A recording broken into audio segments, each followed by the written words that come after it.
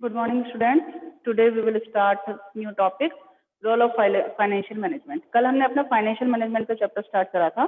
आज उसकी रोल हम लोग स्टार्ट करेंगे. तो there are 5 roles of financial management. Financial management के 5 रोल हैं जिनको हम स्टेप बाय स्टेप थोड़ा सा पढ़ते चलेंगे. कल हमने मीनिंग और इसका कंसेप्ट और इसके ऑब्जेक्टिव्स देख लिए थे कि हम क्या पढ़ने वाले हैं फाइनेंशियल मैनेजमेंट में. हमने ये भी देख लिया था. ठीक है. तो अब वहां पर हमने कल 3 चीजें देखी थी बेटा कि हम इसमें जो डिसीजंस लेंगे फाइनेंशियल मैनेजमेंट में वो 3 तरीके के डिसीजंस लिए जाते हैं. अपनी कंपनी में 3 तरीके से डिसीजन लेकर हम क्या करते हैं, मनी को मैनेज करते हैं, फाइनेंस को मैनेज करते हैं. वो 3 डिसीजंस कौन कौन से थे एक बार इन शॉर्ट उनको लिख लेते हैं बिकॉज ऑफ उनकी जरूरत पड़ेगी हमें. ठीक. फर्स्ट जो था हमारा वो कौन सा था, financing. Second investment and third dividend. सही. हमने इन 3 डिसीजन के बारे में इन शॉर्ट देखा था कि हम यहाँ पर इस चैप्टर में डिस्क्रिप्शन पढ़ने वाले हैं कि कौन कौन से फैक्टर्स हमारे माइंड को इफेक्ट करते हैं while we are investing in the financing, means we are collecting the money from outside. And कौन कौन से फैक्टर्स हमारे माइंड को अफेक्ट करते हैं जब हम इन्वेस्टमेंट डिसीजन सोच रहे होते हैं, इन्वेस्टमेंट के बारे में डिसीजन ले रहे होते हैं कि हमें कहाँ मनी इन्वेस्ट करनी है, कहाँ पर इन्वेस्ट नहीं करनी है, कौन सा सोर्स हमारे लिए ज्यादा अच्छा है. कौन कौन से फैक्टर्स हमारे माइंड को अफेक्ट करते हैं जब हम डिविडेंड डिसीजन के बारे में सोच रहे होते हैं कि हमें अपनी कंपनी में जो डिविडेंड है वो कितना देना है और कितना नहीं देना है, कितना अपने पास जो प्रॉफिट है वो जनरल रिजर्व के रूप में रखना है. ये कुछ पॉइंट्स थे जो हमने इन शॉर्ट कल देखे थे. आज इन्हीं के बेस पर हम रोल ऑफ फाइनेंशियल मैनेजमेंट पढ़ेंगे कि एक तरीके से देखा जाए तो फाइनेंशियल मैनेजमेंट के काम क्या है, क्या रोल है, फाइनेंशियल मैनेजमेंट क्या वर्क परफॉर्म करता है. तो सबसे पहली बात इसमें जो फर्स्ट पॉइंट दिया गया है that is determination of fixed assets. जो फाइनेंशियल मैनेजमेंट है, मनी का मैनेजमेंट हम कर रहे हैं, कंसेप्ट हम पढ़ रहे हैं फाइनेंशियल मैनेजमेंट. फाइनेंशियल मैनेजमेंट करने का जो पहला इंपॉर्टेंट रोल है वो क्या है कि हम इसके थ्रू अपनी कंपनी में फिक्स्ड असेट्स को डिटरमाइन कर सकते हैं कि हमारी कंपनी में कितनी फिक्स्ड असेट्स होने वाली हैं. जो हमारी बैलेंस शीट है, बैलेंस शीट में जो फिक्स्ड असेट्स हमारे एक 2 कॉलम्स होते हैं, एक लायबिलिटी साइड हो गई हमारी, एक असेट साइड हो गई है. असेट साइड में फिक्स्ड असेट्स आती हैं कुछ. आपको क्या लगता है स्टूडेंट्स की वो फिक्स्ड असेट्स बाद में हम पहले जर्नल एंट्रीज बनाते हैं, जर्नल से लेजर बनाते हैं, ट्रायल बैलेंस हो गया, फिर हमारे फाइनल अकाउंट्स हो गए, देन फाइनल अकाउंट्स में वो अपने आप निकल के आती है कि हमारे पास इतनी असेट्स हैं? नहीं. उसकी प्लानिंग पहले ही हो जाती है कि हम अपनी बैलेंस शीट का जो प्रारूप है वो क्या रखना चाहते हैं, उसमें कितनी फिक्स्ड असेट्स होनी चाहिए, कितनी करंट असेट्स होनी चाहिए. इससे ज्यादा हम करंट असेट्स नहीं रख सकते, इससे ज्यादा फिक्स्ड असेट्स नहीं होनी चाहिए. कितने ही लॉन्ग टर्म होने चाहिए सोर्सेस हमारे मनी के, इतने शॉर्ट टर्म होने चाहिए. वो सब प्लान होता है, एवरीथिंग वाज प्लान. सब सारी चीजें प्लानिंग से बैलेंस शीट में वो आती हैं. तो वो प्लानिंग कैसे होती है, फाइनेंशियल मैनेजमेंट के थ्रू वो प्लानिंग होती है. हम इसमें जब इन्वेस्टमेंट डिसीजन लेते हैं तो इन्वेस्टमेंट डिसीजन लेते वक्त इसमें हम 2 तरीके का इन्वेस्टमेंट डिसीजन लेते हैं. जब आप इसको पढ़ेंगे तब पता चलेगा कि एक होता है इन्वेस्टमेंट डिसीजन लॉन्ग टर्म से रिलेटेड और एक होता है short term. Means long term में अगर हम मनी इन्वेस्ट करना चाहते हैं और हम शॉर्ट टर्म में मनी इन्वेस्ट करना चाहते हैं. लॉन्ग टर्म में 10 साल, 15 साल, 20 साल हम लॉन्ग टर्म में कहीं मनी को इन्वेस्ट करना चाहते हैं. तो इन दैट कौन सा सोर्स हमारे लिए ज्यादा यूजफुल है, जो हमें ज्यादा रेट ऑफ रिटर्न देगा. ऐसे ही शॉर्ट टर्म इन्वेस्टमेंट में हम कहाँ मनी इन्वेस्ट करें जिससे हमारी कंपनी में जो लिक्विडिटी है, लिक्विडिटी की पोजीशन प्रॉपर बनी रहे. ऐसा भी ना हो कि हमें जो डेली के एक्सपेंसेस हैं उनको करने में प्रॉब्लम आए और ऐसा भी ना हो कि लिक्विडिटी बहुत ज्यादा हो जाए जिससे हमारी प्रॉफिटेबिलिटी कम हो जाए. तो दोनों ही कंडीशन नहीं होनी चाहिए, दोनों ही फैक्टर्स अफेक्टिंग हमें माइंड में रखने हैं. तो इस केस में जब हम अपनी कंपनी में इन्वेस्टमेंट डिसीजन लेते हैं तो इन्वेस्टमेंट डिसीजन के थ्रू हम कहीं ना कहीं अपनी कंपनी में जो फिक्स्ड असेट्स है उसको डिटरमाइन कर लेते हैं कि हमारी कंपनी में जो फिक्स्ड असेट्स है वो मशीनरी की होगी, बिल्डिंग की होगी. इतने करोड़ की बिल्डिंग है, इतने लाख की मशीनरी है और इतने लाख की हमारी जो है वो फर्नीचर है. वो सारी चीजें पहले ही डिटरमाइन हो चुकी हैं कब? एट द टाइम जब हम फाइनेंस कौन सा डिसीजन ले रहे हैं? इन्वेस्टमेंट डिसीजन ले रहे हैं। हमने तो सोचा था कि हम मशीनरी में नहीं फर्नीचर में मनी इन्वेस्ट करेंगे। हमने ये प्लान किया था कि हम इस बार मशीनरी में इतने करोड़ और बिल्डिंग में इतने करोड़ इन्वेस्ट करेंगे। यहाँ ना इन्वेस्ट करके हम अपना नई ब्रांच ओपन करने वाले हैं। हमने ये सारी चीजें सोची थी। तो फाइनेंशियल मैनेजमेंट के थ्रू हम अपना फर्स्ट स्टेप जो लेते हैं, जो फर्स्ट रोल प्ले करता है फाइनेंशियल मैनेजमेंट, कौन सा रोल प्ले करता है, वो डिटरमाइन करता है कि हमारी कंपनी में कितनी फिक्स्ड एसेट्स होंगी। सही? सेम एज इट इज ही दूसरा पॉइंट है। दूसरा पॉइंट कहता है determination of current assets, means जो हमारी कंपनी में करंट एसेट्स हैं वो कितनी होंगी, कौन कौन सी करंट एसेट्स कितनी कितनी अमाउंट में हो सकती हैं। हमें डेटर्स इतने रखने हैं, इतने नहीं रखने हैं, बिल ऑफ एक्सचेंज इतने रखने हैं, कैश में इतना रखना है, बैंक में अमाउंट इतनी रखनी है। वो सारी चीजें हम पहले ही प्री डिटरमाइन कर लेते हैं। एट दैट टाइम जब हम इन्वेस्टमेंट डिसीजन लेते हैं, इन्वेस्टमेंट डिसीजन के अंदर शॉर्ट टर्म इन्वेस्टमेंट डिसीजन, ये 2 पार्ट्स का है investment decision, long term investment decision और शॉर्ट टर्म इन्वेस्टमेंट डिसीजन। जो हम शॉर्ट टर्म में मनी इन्वेस्ट करने के बारे में सोचते हैं तो 2 फैक्टर्स हमारे माइंड को अफेक्ट करते हैं, एक है लिक्विडिटी और एक प्रॉफिटेबिलिटी। तो हमें उस टाइम पर ये देखना पड़ता है कि हम ऐसी जगह पर मनी इन्वेस्ट करें जिससे हमें बहुत क्विकली मनी मिल जाए। तो डेटर से हमें मनी क्विकली मिल सकती है या बिल ऑफ एक्सचेंज के थ्रू मिल सकती है जो हमारे बीआर होते हैं, या कैश से या बैंक से। तो कहाँ पर कितनी मनी इन्वेस्ट करनी है ये भी हमारी प्लानिंग होती है पहले से ही, सब प्लानिंग चलती है। कितने परसेंट क्रेडिट सेल हमें अपने बैलेंस शीट में दिखानी है, P&L अकाउंट में दिखानी है, कितने परसेंट हम बीआर रख सकते हैं, उससे ज्यादा कि हम बीआर से एक्सेप्ट ही नहीं करेंगे। जो हमारी वो फाइनल जितने हमने डिटरमाइन किया था उतने हमारे बीआर हो गए हैं, तो उसके बाद चाहे मंथ कितने भी दिन बच रहे हैं मंथ में, हम अपने बीआर एक्सेप्ट नहीं करेंगे किसी के भी। ये सब प्लानिंग से होता है पहले से ही। फाइनेंशियल मैनेजमेंट में जब हम इन्वेस्टमेंट डिसीजन लेते हैं तो उस टाइम पर ही हम प्लानिंग कर लेते हैं। तो जो फाइनेंशियल मैनेजमेंट है वो डिटरमाइन करता है हमारी कंपनी में करंट एसेट्स कितनी होगी। Second point clear. अब हम आते हैं थर्ड पॉइंट पर। थर्ड पॉइंट कह रहा है determination of proportion of long term and short term finance. 2 चीजें हैं, अब इनको भूल जाइए। असेट्स, ये हमारी कौन सी साइड थी? बैलेंस शीट में असेट साइड की बात कर रहे थे। जब यहाँ वर्ड आ गया है फाइनेंस, तो फाइनेंस वर्ड आ गया है मीन्स दैट कि हम यहाँ पर पहुंच गए हैं बैलेंस शीट में लायबिलिटी साइड। तो लायबिलिटी साइड में क्या होता है, हमारे पास कैपिटल्स होती है। कैपिटल्स में जो हमारी लायबिलिटीज होती हैं, कुछ हमारे पास शॉर्ट टर्म बोरोइंग्स होती हैं, कुछ हमारे पास लॉन्ग टर्म बोरोइंग्स होती हैं। आप ये सब पहले से ही जानते हैं, ठीक। एक होती है लॉन्ग टर्म बोरोइंग्स और एक होती है शॉर्ट टर्म बोरोइंग्स। ये सभी को पता है, आई थिंक सो।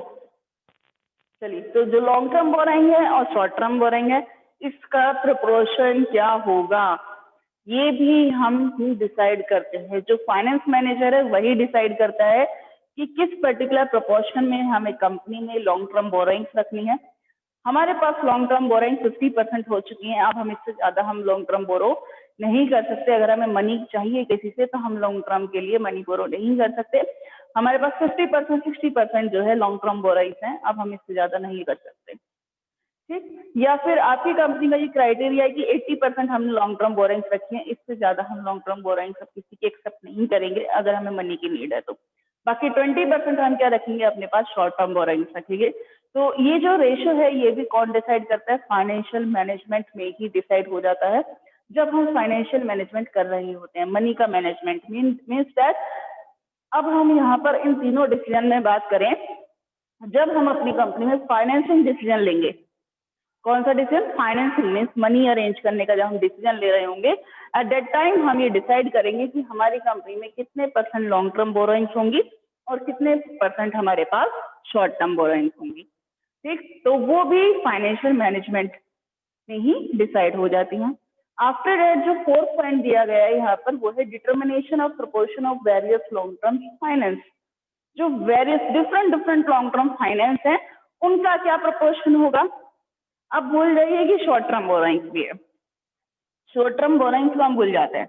अब यहाँ पर बात कर रहे हैं सिर्फ और सिर्फ लॉन्ग टर्म बोरोइंग्स का जो वेरियस प्रोपोर्शन है वो क्या होगा। तो आपको ये पता होना चाहिए कि लॉन्ग टर्म बोरोइंग्स में क्या क्या आता है, ठीक है। तो उसके लिए आई थिंक तो आपको पता ही होगा, वैसे ये सब बेसिक चीजें हैं। इक्विटी शेयर कैपिटल हो गई आपकी, ठीक है, प्रेफरेंस शेयर कैपिटल हो गई आपकी, डिवेंचर, और अगर आपने कोई बैंक वगैरह से लोन लिया हुआ है लॉन्ग टर्म तो वो आ जाएगा आपका, उसको हम लॉन्ग टर्म बोरोइंग बोल देते हैं। बैंक से अगर हमने कोई लोन लिया है तो ये चारों चीजें हैं, या इसको लास्ट में ना लिख करके हम डिवेंचर्स तक काउंट कर सकते हैं, डिवेंचर्स को भी लॉन्ग टर्म बोरोइंग बोल देते हैं। लोन फ्रॉम बैंक लिख सकते हैं यहाँ पे, लोन फ्रॉम बैंक, ये चार चीजें है बेटा। क्या क्या है इसमें, equity share capital, preference share capital, debentures और लोन फ्रॉम बैंक। बैंक से हमने किसी बैंक से लोन लिया है और वो लोन हमने लॉन्ग टर्म के लिए लिया था, तो इस चीज का भी जो रेशियो है वो हम क्या कर लेते हैं, पहले ही डिसाइड कर लेते हैं। ठीक, जब हम अपनी कंपनी में फाइनेंशियल मैनेजमेंट कर रहे होते हैं, फाइनेंशियल मैनेजमेंट के अंदर हम फाइनेंसिंग डिसीजन के बारे में सोच रहे होते हैं, तब हम सोचते हैं कि नहीं, इक्विटी शेयर बहुत ज्यादा हम इश्यू कर चुके हैं, इस साल हम इक्विटी शेयर इश्यू करने का तो कोई चांसेस ही नहीं है, हम डिवेंचर इश्यू करेंगे। नहीं, डिवेंचर बहुत ज्यादा इश्यू कर चुके हैं, हमारे जो परमानेंट एक्सपेंसेस हैं बहुत ज्यादा बन चुके हैं, अब हमारे पास जो इंटरेस्ट है डिवेंचर पे, क्योंकि हमें इंटरेस्ट पे करना पड़ता है, श्योरली पे करना पड़ता है वो हमें, उसमें कोई छूट नहीं है इंटरेस्ट में, वो तो is an interest is an expense, वो कंपनी के एक्सपेंसेस हैं, तो वो हमें टाइम पे पे ऑफ करने ही पड़ते हैं इंटरेस्ट। अब क्या है कि इंटरेस्ट अगर आपकी कंपनी लॉस में जा रही है थोड़ा बहुत, तो आप डिवेंचर इश्यू करने का तो रिस्क ले ही नहीं सकते, बिकॉज ऑफ आपको उनका टाइम पे इंटरेस्ट पे ऑफ करना पड़ेगा। टाइम पे इंटरेस्ट नहीं देंगे तो डिवेंचर होल्डर कंपनी पे केस भी कर सकते हैं। एक बार कंपनी का नाम कोर्ट में गया तो कंपनी के जो शेयर्स के जो प्राइस हैं वो क्या हो जाएंगे, एकदम डाउन हो जाएंगे। ठीक, तो ये बहुत सारे फैक्टर्स एक दूसरे से कॉरिलेटेड हैं, इसको हम इस चैप्टर जो हमारा 9.2 है उसको डिटेल में आगे देखेंगे। आपको ये सारे कॉन्सेप्ट एक दूसरे से थोड़ा सा मिले हुए हैं, बहुत अच्छे समझ में आएगा चैप्टर जब 9.2 पढ़ेंगे, बहुत इंटरेस्टिंग चैप्टर है 9.2। चलिए, यहाँ पर क्या है, जब हम फाइनेंशियल मैनेजमेंट के अंदर फाइनेंसिंग डिसीजन के बारे में बात कर रहे होते हैं, तब हम क्या करते हैं, अपनी कंपनी में जो हमारे लॉन्ग टर्म फाइनेंस के सोर्स हैं उन सब के बीच का भी प्रोपोर्शन डिसाइड कर लेते हैं कि किस प्रोपोर्शन में हमारे पास लॉन्ग टर्म बोरोइंग्स रहेंगी। ठीक, इक्विटी शेयर कैपिटल कितने परसेंट रहनी है, कितने परसेंट प्रेफरेंस शेयर कैपिटल रखेंगे, कितने परसेंट डिवेंचर्स रखेंगे, इनका रेशियो क्या होगा, ये पहले ही डिसाइड कर लिया जाता है। ऐसा नहीं है कि जब हमारा मन कर रहा है, हमें पैसे की जरूरत है तो कभी डिवेंचर इशू कर दी, कभी इक्विटी शेयर इशू कर दी, कभी प्रेफरेंस इशू कर दी। बहुत सोच समझ के एक प्लानिंग के थ्रू ये सारी चीजें होती हैं। तो आप कहीं ना कहीं ये समझ के चलिए, अपनी कंपनी की जो बैलेंस शीट होती है, फाइनेंस मैनेजर वो बैलेंस शीट खुद प्रिपेयर करता है।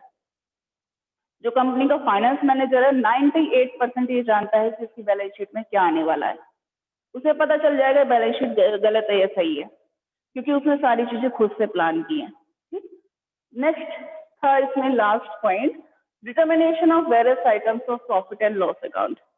फाइनेंशियल मैनेजमेंट के थ्रू हम अपनी कंपनी के प्रॉफिट एंड लॉस अकाउंट के, जो हमारा प्रॉफिट एंड लॉस अकाउंट हम बनाते हैं, उसके भी वेरियस आइटम्स, जो डिफरेंट डिफरेंट आइटम्स है, उनको हम क्या कर सकते हैं, डिसाइड कर सकते हैं, डिटरमाइन कर सकते हैं through by taking the financial management, doing the financial management, और by taking the investment of financing decision.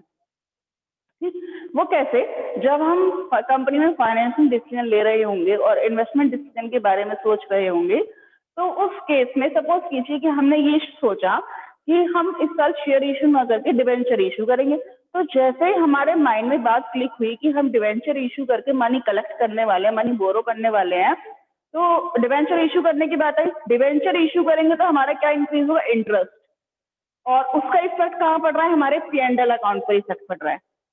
तो कहीं ना कहीं हमारे डिवेंचर इशू करने का इफेक्ट, हम जो फाइनेंसिंग डिसीजन में बात कर रहे हैं, फाइनेंसिंग डिसीजन में हमने डिवेंचर इशू करने के बारे में सोचा, उसका इफेक्ट कहाँ पड़ रहा है, P&L अकाउंट पे पड़ रहा है, प्रॉफिट एंड लॉस अकाउंट पे। तो ये सारी चीजें क्या है, आपस में कनेक्टेड हैं। तो P&L अकाउंट के भी कुछ आइटम्स ऐसे हैं जिस पर हम जिनको डिटरमाइन कर सकते हैं कि नहीं, हमें जो है इंटरेस्ट ऑन डिवेंचर इतना ही रखना है, इससे ज्यादा अगर इंटरेस्ट बढ़ गया तो हमारा जो प्रॉफिट एंड लॉस अकाउंट है लॉस में चला जाएगा और फिर हम लॉस शो नहीं कर सकते, क्योंकि लॉस शो करेंगे तो मार्केट में जो प्राइस है वो डाउन हो जाएंगे। सही बात। सेम एज इट इज अगर हम इन्वेस्टमेंट डिसीजन की बात करें तो मैं उसका भी एग्जांपल दे देती हूँ। इन्वेस्टमेंट डिसीजन में सपोज कीजिए हम लोग मनी इन्वेस्ट करने वाले हैं और हमने ये सोचा कि हम इस साल 50 लाख रुपए की 5 मशीनरी परचेज करेंगे। 10-10 लाख रुपए की एक मशीनरी है 10-10 लाख की। तो हमने सोचा 50 लाख रुपीज हमें कहीं इन्वेस्ट करने हैं तो हम मशीनरी परचेज कर लेते हैं। 50 लाख रुपए की हमने मशीनरी परचेज की। अब डेप्रिसिएशन चैप्टर तो आपने 11th में पढ़ा ही है। मशीनरी पे क्या लगता है? डेप्रिसिएशन लगेगा। वो डेप्रिसिएशन हमारा कहाँ जाएगा? P&L अकाउंट में जाएगा। तो जब हम यहाँ पर इन्वेस्टमेंट डिसीजन के बारे में सोच रहे होंगे तो हमारा माइंड वहां भी क्लिक करना चाहिए कि इसका इफेक्ट P&L अकाउंट पे भी पड़ेगा। P&L अकाउंट पे इफेक्ट पड़ेगा तो हमारा जो डेप्रिसिएशन का एक्सपेंस है बढ़ जाएगा। कितने से? 5 लाख रुपए से कम 50 लाख पे 10% से आप इंटरेस्ट वो लगाओगे डेप्रिसिएशन, कम से कम 10% से, चाहे आपका SLM मेथड है या WDV मेथड है।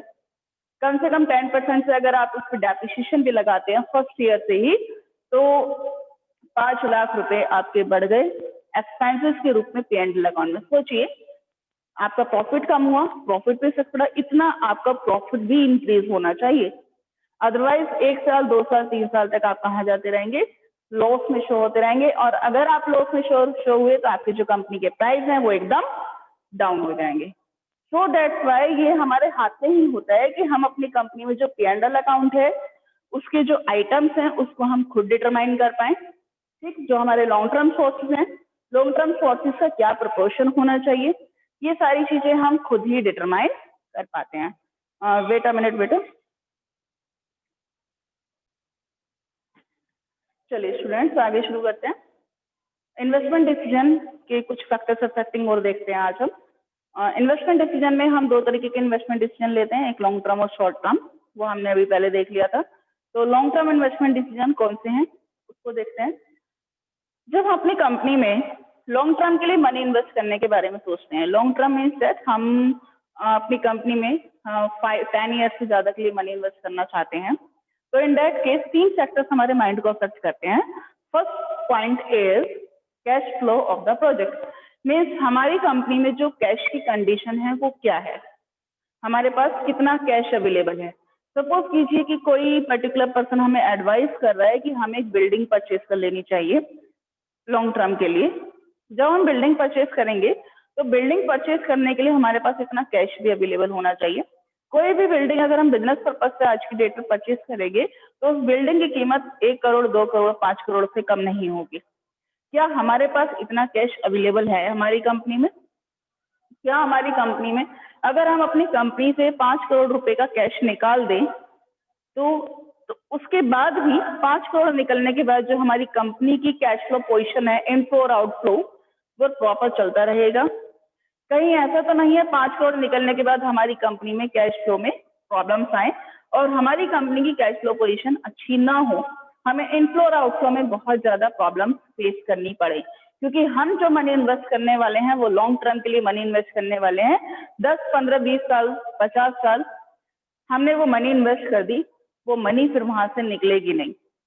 सपोज कीजिए एक मशीनरी भी हमने परचेज की और मशीनरी हमने 50 लाख रुपए इन्वेस्ट किए, एक बार हमने निकाल लिया अपने कैश से, बाद में हमारा कैश फ्लो डिस्टर्ब करने लगा, हमने सोचा इस मशीनरी को सेल आउट कर देते हैं।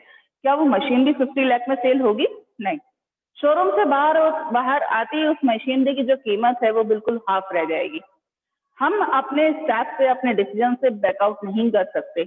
अगर हमने बिल्डिंग भी परचेज की है तो हमें एट रैंडम वो बिल्डिंग अगर सेल करनी पड़ जाए तो शायद हमें उसकी वो प्राइस नहीं मिल पाएंगे और हम उसमें वो प्रॉफिट अर्न नहीं कर पाएंगे जो हमने सोचा था।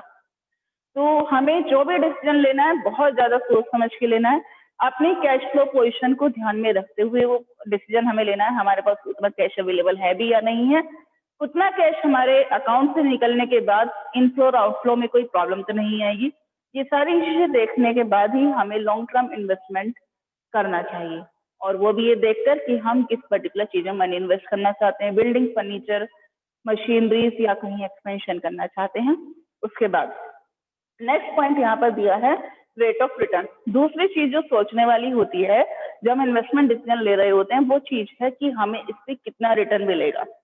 जैसे मैंने आपको फर्स्ट क्लास में भी इसके बारे में थोड़ा सा डिस्क्रिप्शन दिया था कि मैं मशीनरी में मनी इन्वेस्ट करना चाहती हूँ, मैं बिल्डिंग में मशीनरी इन्वेस्ट करना चाहती हूँ। मेरा मन मशीनरी में इन्वेस्ट करने का है, मैं 50 लाख की मशीनरी परचेज कर लूँ, और एक दूसरा पर्सन मुझे कह रहा है कि बिल्डिंग परचेज कर लो 50 लाख की, ये बहुत अच्छी बिल्डिंग मिल रही है। तो अब मैं ये कंपेयर करूं कि 10 साल बाद मुझे मशीनरी ज्यादा प्रॉफिट अर्न करके दे सकती है, या फिर ये बिल्डिंग की कीमत 10 साल बाद इतनी अमाउंट की हो जाएगी कि मैं इसके कंपेयर में प्रॉफिट अर्न कर पाऊं। मुझे दोनों में क्या करना है, कंपैरिजन करना है कि after a particular fix time period बाद कि मुझे दोनों जो मेरे पास सोर्स हैं उन दोनों सोर्स में से, दोनों इन्वेस्टमेंट क्राइटेरिया में से कौन मुझे ज्यादा इनकम अर्न करके दे पाएगा। ठीक, जो मशीनरी है मशीनरी प्रॉफिट भी अर्न करेगी, साथ में मेरी गुडविल भी इंक्रीज होगी, मेरी कंपनी की शेयर प्राइस भी इंक्रीज होंगे। बहुत सारे फैक्टर्स हमारे माइंड को अफेक्ट कर रहे हैं मशीनरी के साथ। साथ में उसकी स्क्रैप वैल्यू भी बाद में बचेगी। 10 साल की अगर हमने है तो 20 साल बाद भी उसकी स्क्रैप वैल्यू कुछ तो होगी। इसीलिए दोनों चीजों को ध्यान में रख करके हमें कोई एक डिसीजन लेना है जिस पर हमें ज्यादा रेट ऑफ रिटर्न मिल रही है। हमें वही सेक्टर अपने माइंड में क्या करना है, चूज करना है। हमें मीन्स उसी में मनी इन्वेस्ट करनी चाहिए। मशीनरी में अगर हमें ज्यादा बेनिफिट्स दिख रहे हैं, हमें ऐसा लग रहा है कि हमें ज्यादा रिटर्न दे सकती है, तो हमें उसी में मनी इन्वेस्ट करनी चाहिए। लास्ट पॉइंट इसमें दिया है, इन्वेस्टमेंट क्राइटेरिया इन्वॉल्व, मीन्स हमारा कितना क्राइटेरिया इन्वॉल्व है, हम इतनी मनी इन्वेस्ट भी कर सकते हैं या नहीं। किसी ने कहा मशीनरी में इन्वेस्ट कर लो, वो ज्यादा सुटेबल है। हम मशीनरी में इन्वेस्ट करने की तो सोच रहे हैं, बट हमारे पास 50 लाख रुपीज ही नहीं है। 50 लाख की एक मशीनरी अगर आती है, हम उसे परचेज करना चाहते हैं, हमारे पास इतने पैसे ही नहीं है। तो अब उसका क्या सॉल्यूशन है, हम इन्वेस्टमेंट डिसीजन से पहले क्या लें, फाइनेंसिंग डिसीजन लें। इन्वेस्टमेंट डिसीजन से पहले हम किसके बारे में सोच रहे हैं, फाइनेंसिंग डिसीजन के बारे में सोच रहे हैं। समझ में आ रही है बेटा? मीन्स किसी ने हमसे कहा कि डिवेंचर इश्यू कर लो, डिवेंचर इश्यू करके जो पैसे आएंगे उसको इन्वेस्ट करना, भाई वही तो होता है। अब जिस टाइम पे हम मशीनरी परचेज करने वाले हैं, डिवेंचर के रेट ही इतने ज्यादा चल रहे हैं इंटरेस्ट के। नॉर्मली 20% के डिवेंचर के इंटरेस्ट रेट रहते हैं 20%, बट इस टाइम चल रहे हैं 35%। तो क्या हम लॉस में डिवेंचर इश्यू करके मशीनरी में मनी इन्वेस्ट करें? नहीं। कुछ फैक्टर्स हमें उस टाइम पर अपने माइंड में ध्यान में रखने चाहिए कि हमारा इन्वेस्टमेंट क्राइटेरिया क्या है, हम कितनी अमाउंट इन्वेस्ट कर सकते हैं और कितना हम एज अ लोन लेकर तब इन्वेस्ट कर सकते हैं। अपनी क्राइटेरिया को, अपनी चीजों को सजेशन देने वाले बहुत सारे लोग सजेशन दे देते हैं, लेकिन अपना क्राइटेरिया हमें खुद को ही पता होता है, तो वो सारी चीजें हमें ध्यान में रख लेनी चाहिए। ठीक है बेटा, आज की क्लास हमारी यहीं ओवर होती है। कल हम इसके बाद से स्टार्ट करेंगे शॉर्ट टर्म इन्वेस्टमेंट डिसीजन से। आज के लिए इतना ही। Thank you and have a nice day to all of you.